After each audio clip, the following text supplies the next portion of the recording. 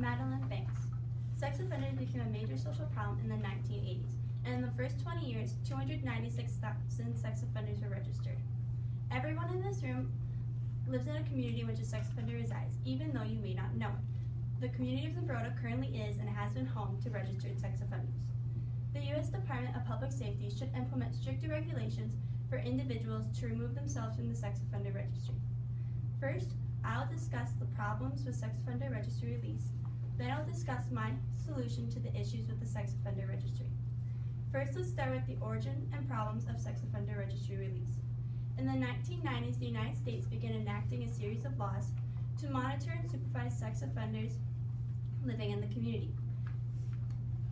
According to Karen J. Terry, a professor for the Department of Criminal Justice at John Jay College of Criminal Justice since 2008, in the International Journal of Comparative and Applied Criminal Justice, published in 2015, states that these laws involved to include internet registries, sex offender residence restrictions, GPS monitoring, and even civil commitment of sex offenders after their criminal sentences. This allows us to place conditions on behavior, activities, and lifestyles of sex offenders. This current policy has significant implications for the post-release environment for sex offenders. Amanda Matchefers, a professor for the Department of Criminal Justice at California East-Based Analysis since 2003, in the book Sex Offenders in the Community Managing and Reducing the Risks, published in 2013, states the term sex offender is an umbrella label for many other problems. But since sex offender is such a broad term, there is no consistency in prison sentences, treatment, rehabilitation, and registry release protocol. Sex offending presents an increasing problem, indicating that existing provisions are ineffective and in need for urgent alteration. Elizabeth Ernheim Mustang, a professor of sociology since 2012, who was recently employed at the University of Central Florida, in the journal Criminology and Public Policy, published in April 2014, states that there are many flaws within the sex offender legislation. For example, the Crimes Against Children and Sexually Violent Offender Registration Act requires states to track sex offenders annually for 10 years after their release into the community if they were violent. Another example is the Pam Lyncher Sexual Offender Tracking and Identification Act, which requires the General Attorney to establish a nationwide database of sex offender registry so the FBI can track sex offenders for certain sex offender registry people. These words are loopholes that are used within the judicial system to help harmful sex offenders get out of annual residence checks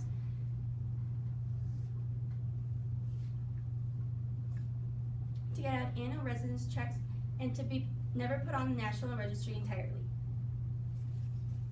Sarah J. Brown, a professor of forensic psychology at the Coventry University of Australia, who has been conducting research related to sexual aggression for over 20 years, in the book Treating Sex Offenders, an Intro to Sex Offender Treatment Programs, published in 2013, states that the Adam Walsh Child Protection and Safety Act was established, which resulted in more registration requirements and established a standardized offense-based classification system.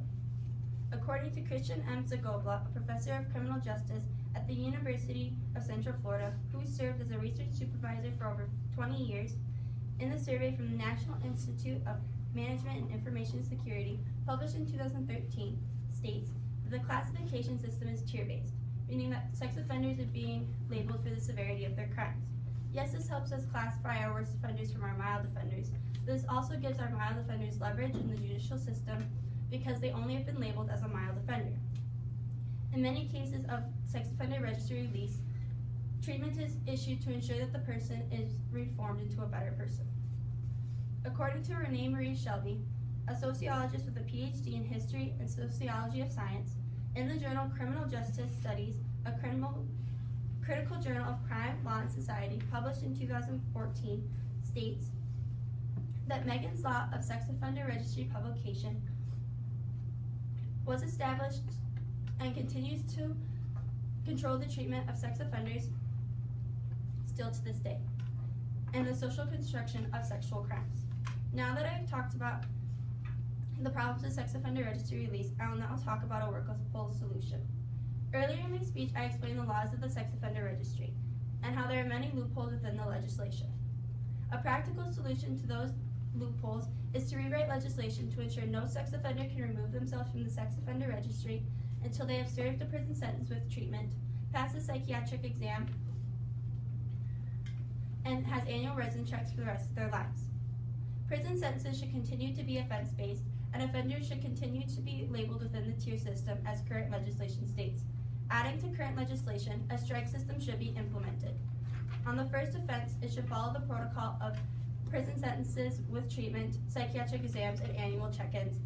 But if a second offense occurs, the sex offender should be served into a lifetime prison sentence with no parole, and no sex offender should be allowed to remove themselves from the sex offender registry until 40 years after the sex offense has taken place, with no criminal activity in between.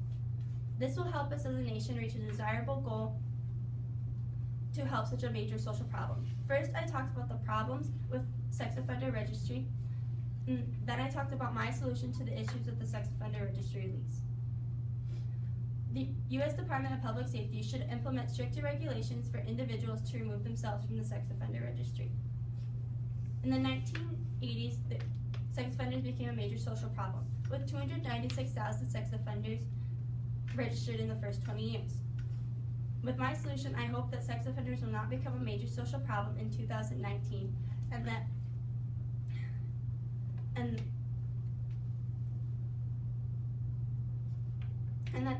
this will help our nation as a whole.